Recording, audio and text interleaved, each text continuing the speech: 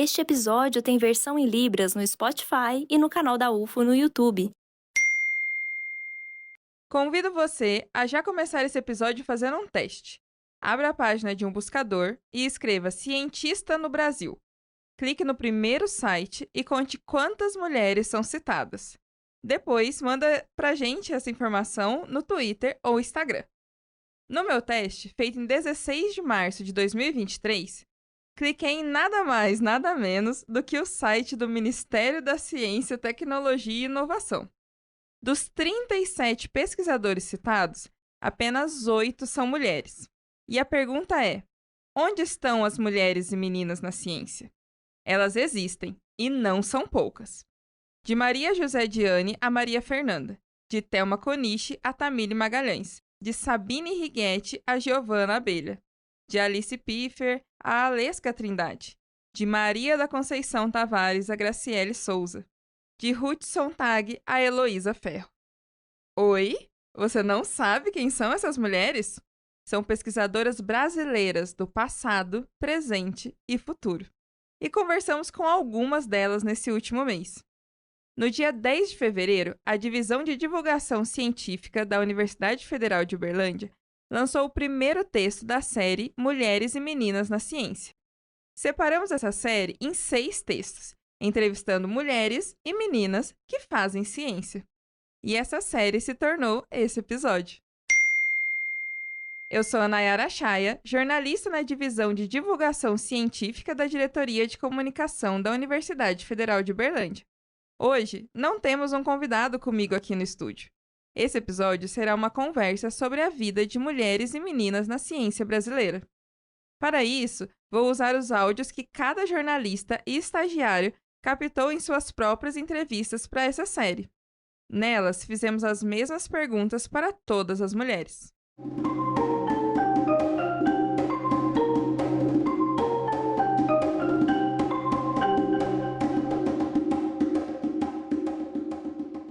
Uma das primeiras coisas que perguntamos para todas foi sobre o primeiro contato delas com a ciência, e foi interessante pensar nas diferentes respostas.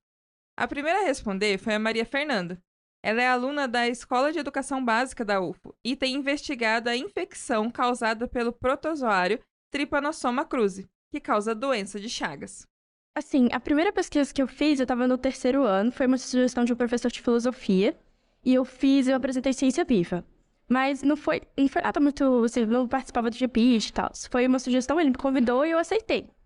Aí eu apresentei ciência viva com 2 amigas e o tema era sobre, acho que, a cultura de alguns países.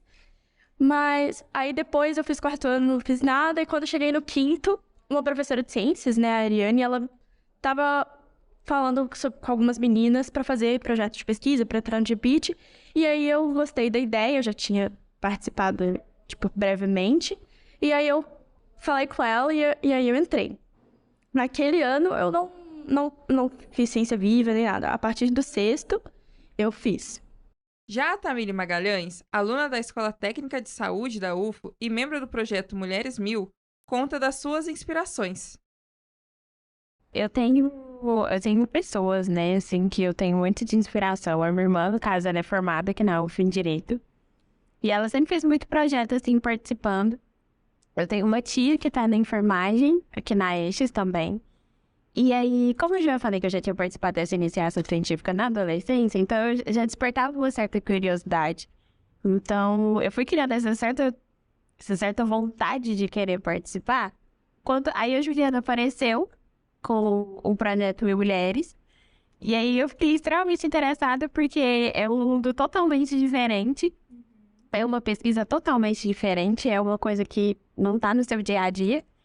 E aí acaba que eu criei totalmente a vontade de querer participar.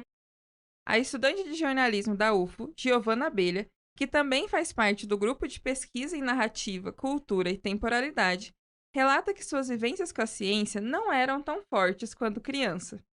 Bom, a minha relação com a ciência quando eu era criança, ela não era muito forte, não, vou te falar. Acho que até por isso eu demorei para pensar em fazer pesquisa. Eu fui pensar nisso mesmo quando eu já estava na faculdade, quando eu comecei a conviver com pessoas que sabiam que era isso, podiam me abrir esse espaço, assim, né? para me dizer como que funcionava, porque a minha infância não era uma coisa muito forte, até porque eu não era muito boa em ciências e biologia no geral. Era uma das matérias mais fracas minha. Mas, quando eu era criança, eu sempre fui muito curiosa, assim. Eu acho que antes de tudo, assim, né, de você fazer pesquisa e mexer com ciência, eu acho que um grande fator é você ser uma pessoa que tem curiosidade sobre as coisas. Eu acho que isso é o que mais define um pesquisador, assim, pra mim. E isso realmente eu sempre fui. Sempre fui muito de ir atrás sozinha das coisas, tentar entender as coisas sozinha. Principalmente porque eu sempre tive muita dificuldade na escola, então eu meio que tinha que aprender muita coisa sozinha, do meu jeito, do jeito que eu conseguia entender. Então eu sempre fui muito de ir atrás e de tentar entender como as coisas funcionavam. E eu acho que tudo isso meio que acaba sendo, né, um processo científico de ir lá e fazer. A pós-graduanda em História, Alesca Trindade, se encantou com a ciência apenas na graduação. Muita gente fala que essa vontade de pesquisar, né, o desejo pela ciência, ela surge até antes da faculdade, né? Mas talvez, acho que até na maioria dos casos surge dentro da graduação mesmo, e foi assim que surgiu. Quando eu entrei no curso e me dei conta que lá dentro eu também tinha algumas limitações impostas pelas barreiras, pelas atitudes da pessoa, para fazer os meus estágios supervisionados. Alguns projetos que eu entrei tinha dificuldades, né, de acessibilidade, de inclusão.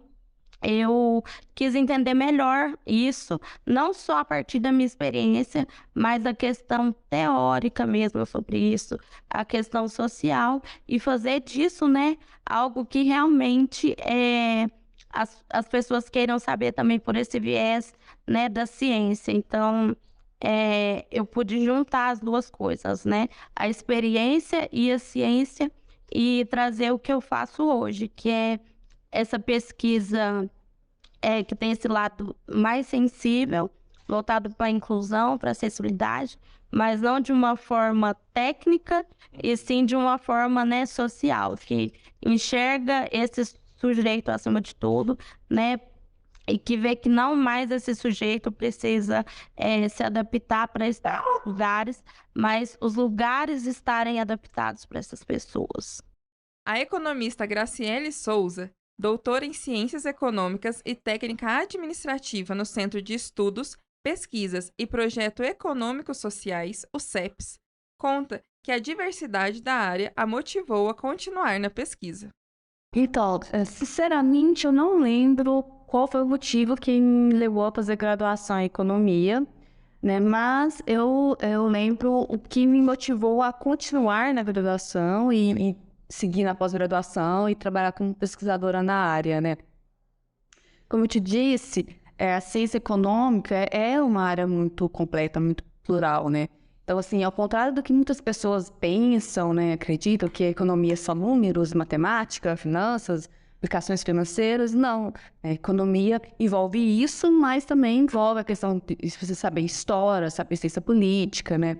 Porque a economia é uma ciência social aplicada. Então, é uma ciência que visa estudar os processos econômicos e a sua relação com a dinâmica da sociedade.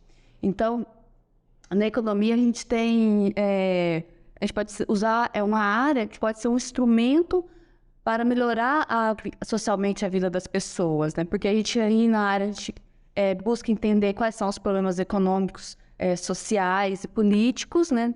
E assim também é possível você fazer projetos, elaborar políticas que visem solucionar essas questões, né? E promover, né, um país, vamos assim dizer, mais homogêneo, mais justo, mais igualitário. Então, quando eu percebi isso, né, e inclusive após uma fala de uma das grandes referências na área da economia, que é a Maria da Conceição Tavares, né, eu percebi que ser economista é buscar, dar uma contribuição para que se tenha um desenvolvimento do país, né? Então, quando eu percebo que cada dia, todos os dias, a minha pesquisa, os artigos que eu faço, eles podem contribuir de alguma forma para a melhoria da vida da sociedade, eu acho muito importante, eu acho que isso que me motiva. Então, eu busco dar essa contribuição para a sociedade, né? Às vezes é um tijolinho só, né, mas nesse muro, né, de contribuições, de melhoria, mas eu busco fazer a minha parte como economista nesse lado, né, social. Por fim, a diretora de pós-graduação, Heloísa Ferro, que tem mais de 97 trabalhos publicados e é uma admiradora da natureza, falou de como sua irmã mais velha foi o canal para os seus primeiros contatos com a ciência. Eu sou de família muito pobre, né? Nós somos 12 irmãos. Eu sou a 10ª filha nessa história. E meu pai sempre deixou claro para todos nós que a única maneira de você mudar o estado das coisas era por meio da educação.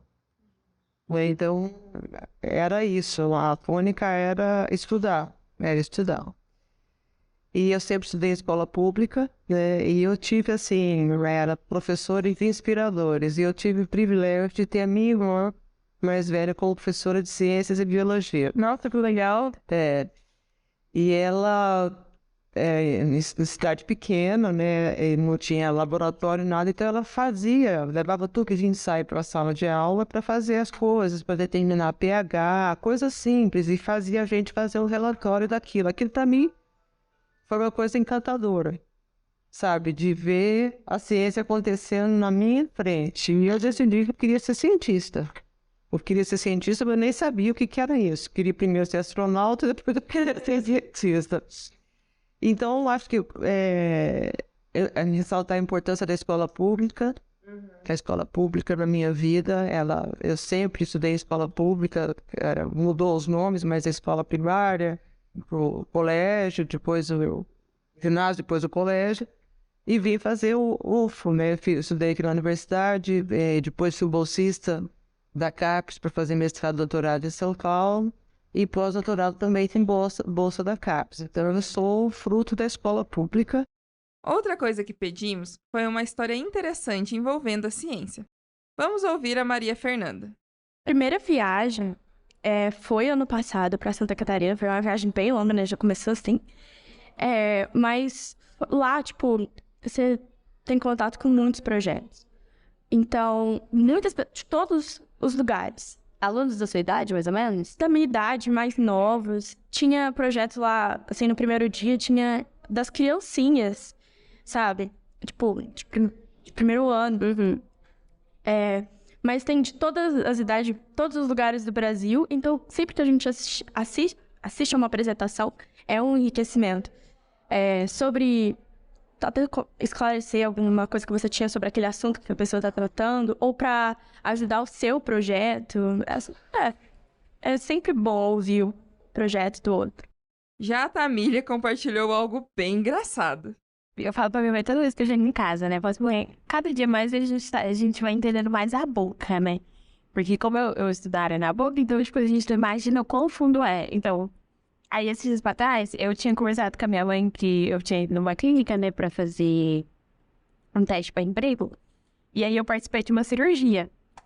Quando eu participei de uma cirurgia, eu participei da cirurgia de retirar o siso. Eu nunca tinha participado, porque a gente só vê pela internet, a gente só vê quantos professores mostram, essas coisas. Eu fiquei extremamente assustada, porque a gente não imagina o tamanho do dente original, né? E aí, na hora que eu vi, eu fiquei, meu Deus, que tamanho de dente. E todo mundo tem quase o mesmo tamanho de dente, só que às vezes é maior, às vezes é menor, e a gente não imagina, tá? Então, a minha mãe ficou rindo demais de mim, porque eu fiquei assustada com o tamanho do dente. Uma coisa que é tão familiar e ao mesmo tempo é tão estranha. Exatamente. Tem toda uma parte escondida que a gente não vê. Exatamente. E aí a dentista falou assim, não, você não precisa ficar assustada, porque é normal. E eu, não tem como ser normal, olha o tamanho desse dente. E a Alesca contou da viagem de campo para o Rio de Janeiro. Chega um momento do curso, principalmente do curso de História, que a gente tem as viagens de campo. E eu, como pesquisadora e historiadora, também gostaria de fazer uma viagem de campo, assim como meus amigos, né? De poder ir lá no Rio de Janeiro, uma viagem para o Rio de Janeiro, eu não conhecia Todo mundo quer ir pro Rio de Janeiro, né? Então, assim, né? E tinha havido outra viagem antes dessa, e eu não tinha me prontificado a querer ir. E quando eu não falei, quando eu não evidenciei a minha voz, eu não fui. E aí, quando teve essa do Rio de Janeiro, eu falei, eu quero ir. Eu bati o pé e falei, todo mundo da minha sala vai. E eu também vou. E aí eu bati o pé mesmo e falei para minha professora, olha, eu quero ir nessa viagem, assim como meus outros amigos. Eu quero ter a experiência que eles vão ter. E eu quero sentir isso como eles vão sentir, né? E na minha cabeça, já ali pensando como uma historiadora, uma pesquisadora. E aí eu peguei e falei para a professora, e a minha professora é a Georgia Ferreira, não sei se você já ouviu falar dela. E ela falou assim, você quer ir, você vai. E aí a gente começou uma briga eterna ali na UFO para tentar ir, para conseguir um carro acessível, para pensar como eu faria para conseguir alguém para ir comigo, porque eu não queria que a minha mãe fosse, não ia ter graça, né? Eu lembro que eu vendia bolo de pote, eu vendia trufa na UFO. Eu não consegui pagar a enfermeira para ir comigo. A Jordânia correndo atrás com a UFO, né? De outras questões. E ela conseguiu o ônibus tá? Não era possível, mas era melhor do que o ônibus de viagem. Ia me deixar menos cansada. E eu fui na viagem. Então, assim, quando eu contei isso para as pessoas acham. E é lógico que lá a gente foi em vários museus, a gente não ia deixar de ir na praia, de ir no Cristo. Então, assim, isso são coisas que só a pesquisa traz para você. Agora a Graciele Souza vai contar um pouquinho sobre o prêmio que recebeu no Conselho Nacional de Economia. Em 2021, um artigo que eu escrevi sobre os 70 anos da regulamentação da profissão de economista foi contemplado com o melhor artigo, né, na categoria artigo temático do Prêmio Brasil de Economia. Foi um artigo que eu escrevi com interesse de conhecer mais sobre a minha própria profissão.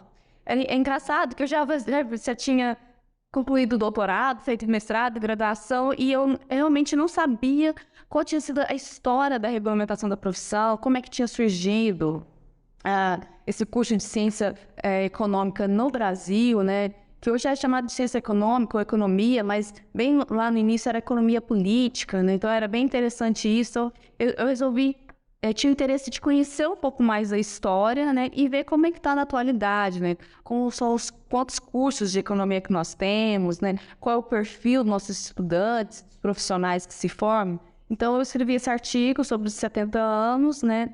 E ele foi um artigo aí contemplado como o melhor artigo na edição de 2021. E eu, obviamente, me senti lisonjeada, porque quando você faz um trabalho, você tem o objetivo mostrar, contribuir para a sociedade, como eu te falei, né?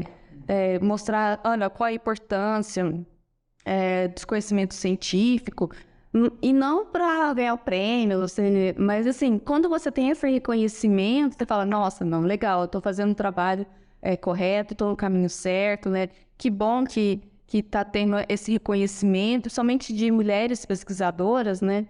E aí você fala, nossa, interessante, eu acho que eu sou no caminho certo, que é a profissão correta e vamos continuar, porque é importante, eu acho, levar esse conhecimento à sociedade, né?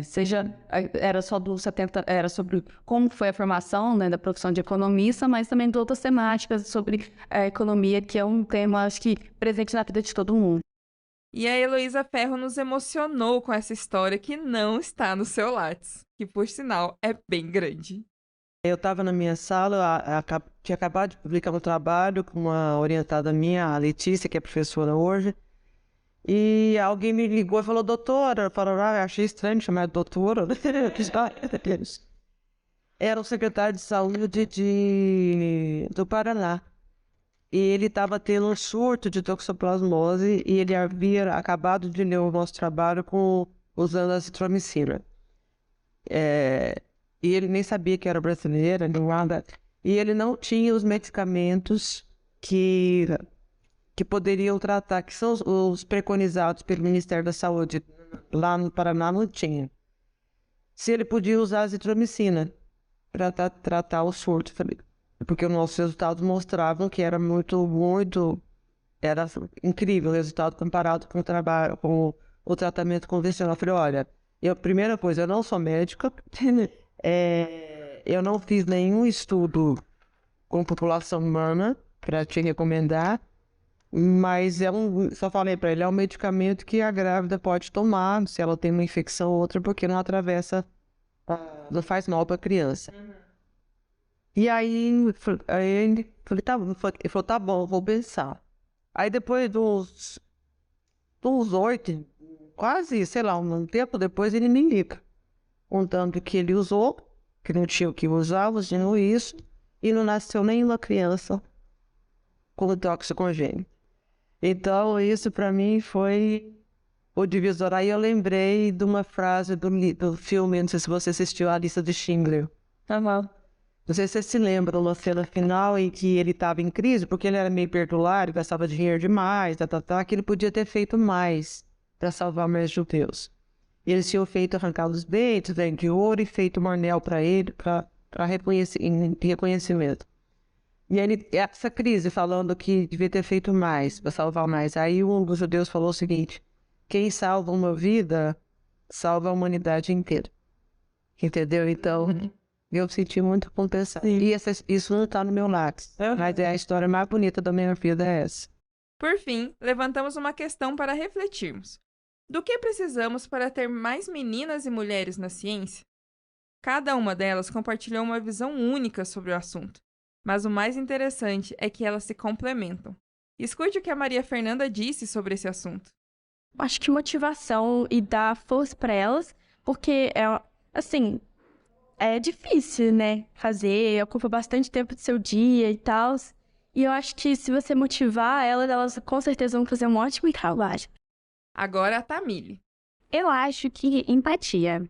Porque eu acho que a empatia entra muito nessa parte, porque a gente é muito julgada, né? A gente é, como eu, dizendo eu, mulher preta, jovem, estudante e tudo mais, tem um pouco de respeito também, que é muito importante, e eu vejo muito discriminação com isso, porque vamos dizer que o homem não aceita a mulher chegando no poder, ou ela chegando no topo lá em cima. Então, eu diria que incentivar também é uma boa parte, porque tanto que a ESTES, ela não tem tantos estudantes assim por conta de divulgação. E o meu curso em si, ele só tem mulher. Então, eu vejo que falta muita falta de divulgação nessa parte.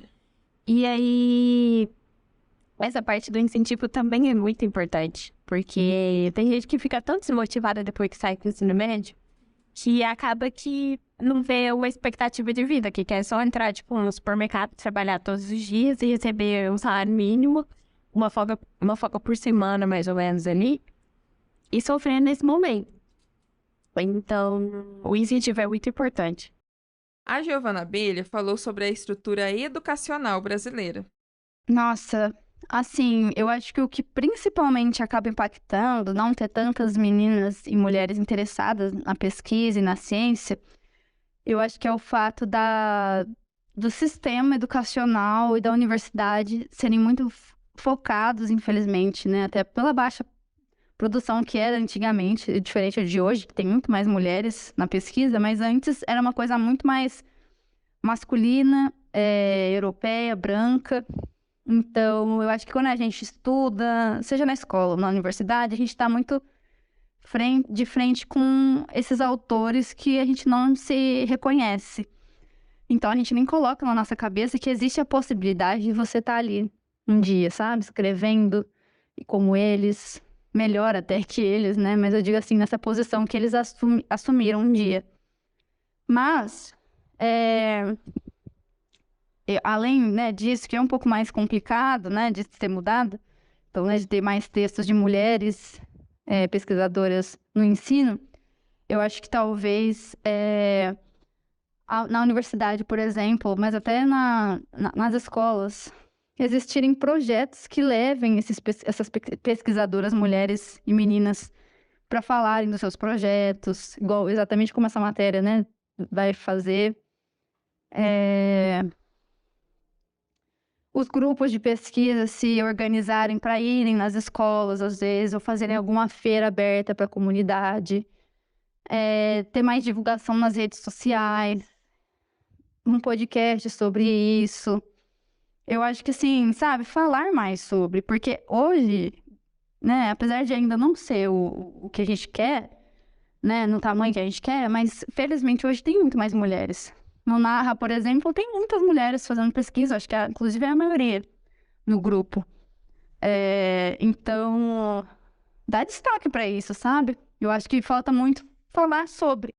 E a Alesca deixou um belo recado para a Alesca do passado e as mulheres do presente, que assim como ela, são pessoas com deficiência. Eu ia falar para ela não desistir, para ela sonhar, continuar sonhando e falar para ela que obstáculos vão vir. Não vai ser tudo sempre fácil, mas que esses obstáculos, de certa forma, eles vão te fazer crescer, vão te fazer evoluir e falar para ela que ela vai ser uma pesquisadora, uma historiadora. Eu acho que ela não acreditava muito nisso. Eu acho que eu queria dizer que a ciência ela é espaço para todas, ela tem lugar para todas. Às vezes você acha que o seu tema não é interessante, ou que o seu tema não sei, né, não vai ter tanta visibilidade assim, mas não é isso. Existem todos os tipos de leitores, existem pesquisa para tudo.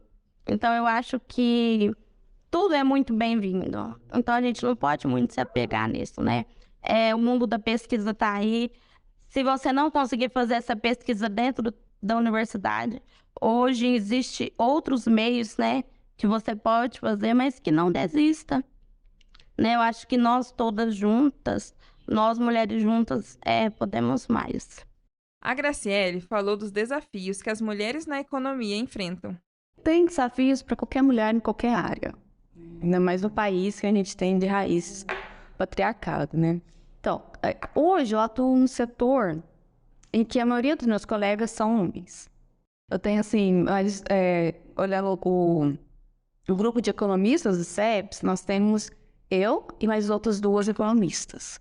E o resto é tudo dominado por homens. Em congresso de quantos, mais ou menos? Deixa eu contar aqui. 1, 2, 3, 7, 8, 9. Então, acho que em média 9 economistas, não, 10. 10 economistas, né? Só que também tem outros cargos aqui, né? De assistente administrativo e tal, que também a maioria é homens, assim, de cargos de assistente administrativo, de pessoas que atuam como pesquisadores de preços na linha de preços. Nós temos a maioria homens, nós temos 2 mulheres, né? O restante são todos homens. E a Heloísa nos chamou para a ação. Uma geração, ela tem que redimir a outra geração. Eu acho que as mães de hoje, elas devem acreditar nas filhas. Elas podem ser o que elas quiserem, né? Eu acho que a primeira coisa dar para a criança a noção da importância da educação como mecanismo de transformação de vida. Dar oportunidade para educar, né? Para ela fazer isso.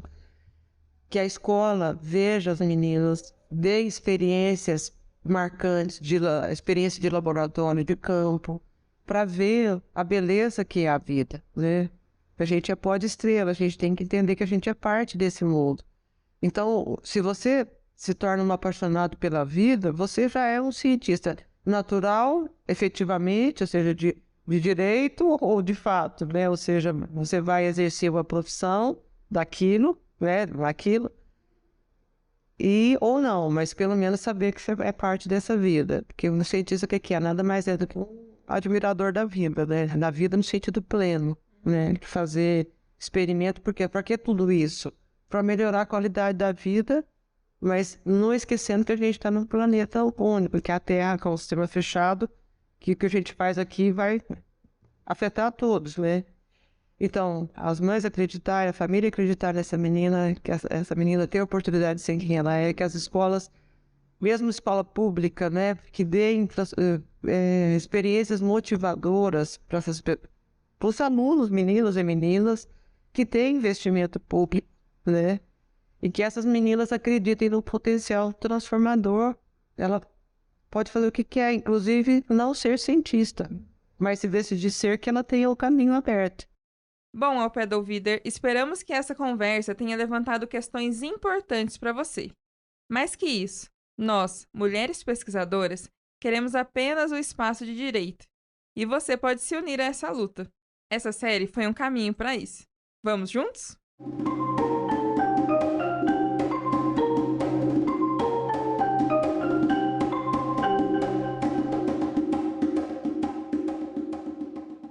E ainda não acabou! Esse é o momento em que você, ao pé do ouvido, segue e avalia o Ciência ao Pé do Ouvido na sua plataforma preferida. Estamos no Google Podcast, no Breaker, Spotify, Amazon Music, Deezer e Apple Podcast. Também estamos nas redes sociais. Anota aí para acessar os outros conteúdos que preparamos para você, hein? Estamos no TikTok, Twitter e, claro, nas redes sociais oficiais da UFO. As arrobas você encontra aqui na descrição.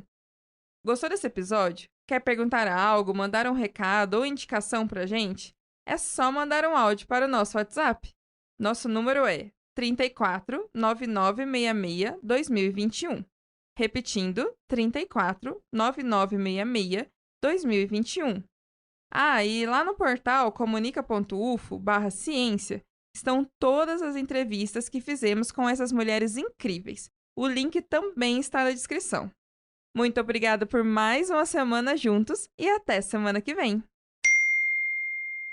O Ciência ao Pé do Ouvido é o podcast da Divisão de Divulgação Científica da DIRCO, a Diretoria de Comunicação Social da Universidade Federal de Uberlândia. A apresentação, produção e entrevista desse episódio foram feitas pela jornalista Nayara Chaya. O episódio também conta com as entrevistas feitas pela Leíse Alves, Gielen Borges, Túlio Daniel, Gabriel Reis e Marco Cavalcante. A comunicação imagética foi feita pelo Matheus Freitas, estagiário de design. A divulgação nas mídias sociais está com o jornalista Túlio Daniel, que é editor de ciência das redes sociais da UFO. A principal transição sonora é composição do percussionista Eduardo Fraga Túlio, que é pesquisador e professor de música aqui na UFO. A captação de áudio foi feita pelo Yuri Ganda. Edição, montagem e finalização são do Márcio Gama. A direção de comunicação da UFO é da jornalista e pesquisadora Renata Neiva. Este episódio tem versão em Libras no Spotify e no canal da UFO no YouTube. A intérprete é a Alessandra da Silva. Captação e edição de vídeo é do Euler Reis. O Ciência ao Pé do Ouvido tem apoio da Fundação de Amparo à Pesquisa do Estado de Minas Gerais, a FAPEMIG. Voltamos na próxima terça-feira. Até mais!